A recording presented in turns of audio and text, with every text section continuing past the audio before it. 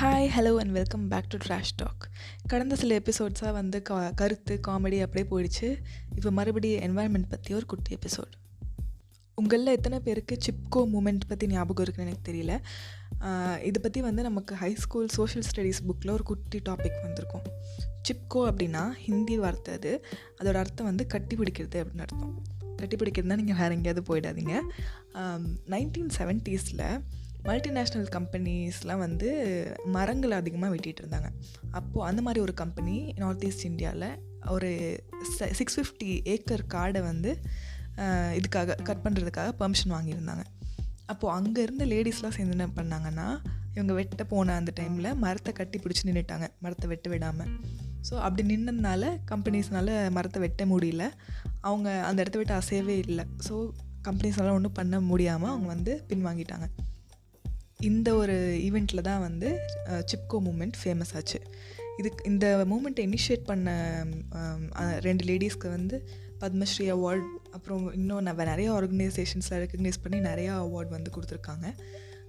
But உண்மையாகவே அவங்க எதுக்காக போராடினாங்களோ அந்த விஷயம் நடந்துச்சா அப்படின்னு கேட்டால் அந்த டைமில் நடந்துச்சு. பட் அதோட எஃபெக்ட் வந்து ப்ரிவேல் ஆச்சா அப்படின்னு பார்த்தா இல்லை. ஆக்சுவலி நார்த் ஈஸ்ட் கூட இல்லை, நார்த் இந்தியா தான், உத்தராகண்டில் தான் வந்து இது நடந்திருக்கு. அந்த டைமில் இந்த ஒரு ஈவெண்ட் மட்டும் இல்லாமல் 1970s 1960s அந்த டைமில் ஃபுல்லாகவே இந்த மாதிரி மரத்தை வெட்ட போன கம்பெனிஸை இதனால் இன்ஸ்பயர் ஆகி அங்கே உள்ள லேடிஸ்லாம் சேர்ந்து துரத்தி அடிச்சிருக்காங்க. இந்த ஈவெண்ட்ஸ்லாம் பார்த்துட்டு அப்போது இருந்த பிரைம் மினிஸ்டர் இந்திரா காந்தி வந்து மரத்தை வெட்டுறதே மரத்தை வெட்டக்கூடாதுன்னு சொல்லி அதில் ஒரு பேனே இம்போஸ் பண்ணியிருக்காங்க.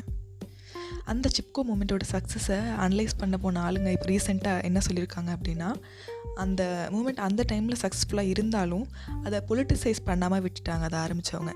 ஸோ அப்படி பொலிட்டிசைஸ் பண்ணாமல் விட்டதுனால அதால் அந்த பீரியட் தாண்டி ஃபங்க்ஷன் ஆக முடியல அப்படின்னு சொல்லியிருக்காங்க. ஆனால் யோசித்து பார்த்தா அந்த சோஷியல் மீடியா ஆக்சஸ்லாம் அந்தளவுக்கு இல்லாத அந்த டைம்லேயே ஏதோ ஒரு குட்டி கிராமத்தில் கொஞ்சம் லேடிஸ் சேர்ந்து பண்ண ஒரு விஷயம் மற்ற எல்லாருக்கும் ஸ்ப்ரெட் ஆகி அதுலேருந்து இன்ஸ்பயர் ஆகி அந்த சரௌண்டிங் ஏரியாஸ்லேருந்து எல்லா லேடிஸுமே வந்து இந்த மாதிரி மரத்தை வெட்டுறதுக்கு யாரெல்லாம் வராங்களோ அவங்க எல்லாரையும் துரத்தி அடித்தாங்க. பட் நமக்கு இப்போது உலகமே நம்ம ஃபிங்கர் டிப்ஸில் இருக்குது. டப்புன்னு இங்கேருந்து ஒரு இன்ஃபர்மேஷன் இன்டர்நேஷ்னல் லெவலில் ஸ்ப்ரெட் பண்ணோன்னா நம்மளால் முடியும். ஆனால் என்வாயன்மெண்ட் ரிலேட்டடாக ஏதாவது பெருசாக ஆக்ஷன் எடுக்கிறோமான்னு பார்த்தா கிடையாது. அந்த பீரியட் ஆஃப் டைமில் மக்களுக்கு இருந்த ஒரு என்வாயன்மெண்டல் அவேர்னஸும், மரத்தை வெட்டக்கூடாது, வெட்டினா ஃப்ளட் ஆகும், சுற்றி இருக்க எல்லா ஏரியாஸும் பாதிக்கப்படும் அப்படின்ற அந்த அவேர்னஸ் கூட இப்போ இருக்க மக்களுக்கு இருக்கான்னு எனக்கு தெரியல. இன்ஃபேக்ட் நம்ம இன்னும் போக போக ஒரு ஆந்த்ரோபோசென்ட்ரிக் சொசைட்டிக்கு தான் மூவ் ஆகிட்டுருக்கோம். விச் மீன்ஸ் இந்த யூனிவர்ஸ்லேயே வந்து ஹியூமன் தான் ஒரு சுப்பீரியர் ஆர்கானிசம், நமக்காக தான் வந்து சுற்றி இருக்க எல்லாமே இருக்குது அப்படின்ற ஒரு மைண்ட் செட்டில் எல்லாத்தையுமே யூட்டிலைஸ் பண்ணிட்டு போயிட்டுருக்கோம். பட் இதெல்லாம் எங்கே போய் முடிய போகுது அப்படின்னு யோசிச்சா ஒரு பெரிய கேள்விக்குறியாக தான் இருக்குது. இப்போ நம்மளை சுற்றி நடக்கிற பிரச்சனையில் ஏதோ காஸ்ட் ரிலேட்டடான ஒரு பிரச்சனையோ இல்லை வந்து பெண்கள் சம்மந்தப்பட்ட பிரச்சனையோ நடக்குது அப்படின்னா அதை பற்றி பேசுகிறதுக்கு 1,00,000 பேர் வராங்க. எல்லாருமே ஆல்மோஸ்ட் அதை பற்றி பேசுகிறோம், ஸ்டேட்டஸ் போடுறோம், எல்லா நியூஸ் சேனல்லையும் வருது. எல்லாமே ரொம்ப எல்லோரும் ரொம்ப ப்ரோஆக்டிவாக இருக்கும் அதை பற்றி பேசுகிறதுல. ஆனால் என்வாயன்மெண்ட் ரிலேட்டடான இஷ்யூஸ் வரப்போ அதில் ஒரு பாதி பேர் கூட வந்து இன்ட்ரெஸ்டடாக இருக்க மாதிரி எனக்கு தெரியல. இது வந்து அப்சர்வேஷன் ஃப்ரம் மை சர்க்கிள், என்னை சுற்றி இருக்கவங்களோட பிஹேவியரில் நான் அப்சர்வ் பண்ணதை வச்சு தான் சொல்கிறேன். Not generalise statement. அந்த காஸ்ட், ரிலீஜன், விமன் சம்மந்தப்பட்ட இஷ்யூஸ்க்கு குரல் கொடுக்குற அதே ஆளுங்க என்வாயன்மெண்டல் இஷ்யூஸ்ன்னு வரப்போ அதே அளவுக்கு குரல் கொடுக்கறது இல்லை. But according to me environmental issue is also an equally important issue of the current day. நம்மளை சுற்றி இப்போ எவ்வளோ இஷ்யூஸ் போயிட்டுருக்கு. டெல்லியில் ஸ்மாகு, அப்புறம் இங்கே சென்னையில் இப்போ எவ்வளோ லேக்ஸை வந்து என்க்ளோஸ் பண்ணி ஃபுல்லாக பில்டிங்ஸ் கட்டி வச்சுருக்காங்க, எவ்வளோ அக்ரிகல்ச்சரல் லேண்டை வந்து கமர்ஷியலாக மாற்றிருக்காங்க. அப்புறம் இப்போது ரீசெண்ட் டைம்ஸில் முன்னாடி இருக்க டெம்பரேச்சரை விட இப்போ வெயில் எந்த அளவுக்கு அதிகமாக இருக்குது. அப்புறம் வந்து ஃப்ளட்டு இப்போ எந்த அளவுக்கு ஃப்ளட் ஆகிட்டுருக்கு. நம்ம அந்த ஃப்ளட் டைமில் சுற்றி இருக்கவங்க எல்லாருக்கும் ஹெல்ப் பண்ணுறதுக்கு, உயிர் சேதம் ஆகாமல் இருக்கிறதுக்கு அதுக்கெல்லாம் இனிஷியேட்டிவ் எடுத்தோமே தவிர அந்த ஃப்ளட் எதனால் வந்துச்சுன்னு அனலைஸ் பண்ணி ரிப்போர்ட் போட்டிருக்காங்க ஒரு சில என்ஜிஓஸ். அதை பற்றி நம்ம படிச்சிருப்போமா இல்லை பார்த்துருப்போமா?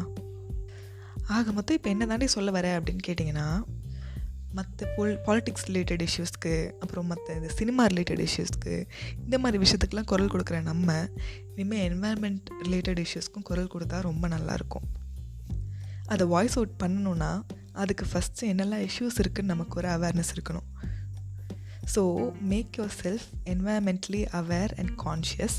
நம்மளை சுற்றி நடக்கிற இஷ்யூஸ், என்வாயர்மெண்டல் இஷ்யூஸ் எதனால் நடக்குன்றத அனலைஸ் பண்ணுங்கள்.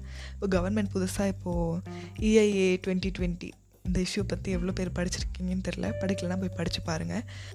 அப்புறம் ரீசெண்டாக ஒரு பெரிய ஹார்பர் கன்ஸ்ட்ரக்ட் பண்ணுறதுக்கு கொடுத்துருக்க பெர்மிஷன்னால் அந்த சரௌண்டிங் அக்வாட்டிக் லைஃபும் சரௌண்டிங் என்வரன்மெண்ட்டும் எந்தளவுக்கு பாதிக்கப்படுதுன்னு அந்த எஃபெக்ட்ஸை பற்றி படித்து பாருங்கள். நம்மளோட இந்த மாதிரி கரண்ட்டாக இப்போ நடக்கிற என்வரன்மெண்டல் இஷ்யூஸ் பற்றி படித்து தெரிஞ்சுக்கோங்க, அவேராக இருங்க. இந்த மாதிரி பப்ளிக் ஹியரிங் அந்த மாதிரி உங்கள் ஏரியாவில், இப்போ நீங்கள் அந்த மாதிரி ஏதோ ஒரு இஷ்யூ நடக்கிற ஏரியாவில் இருக்கீங்க, அங்கே ஒரு பப்ளிக் ஹியரிங் கண்டக்ட் பண்ணப்படுது அப்படின்னா அதை பற்றின நோட்டீஸ் கண்டிப்பாக அந்த ஏரியாவில் போஸ்ட் பண்ணுவாங்க. அப்போது அதை பற்றி நீங்கள் தெரிஞ்சுட்டு அந்த மாதிரி ஹியரிங்கில் போய் உங்களோட வியூஸை சொல்லுங்கள், பார்ட்டிசிபேட் பண்ணுங்கள்.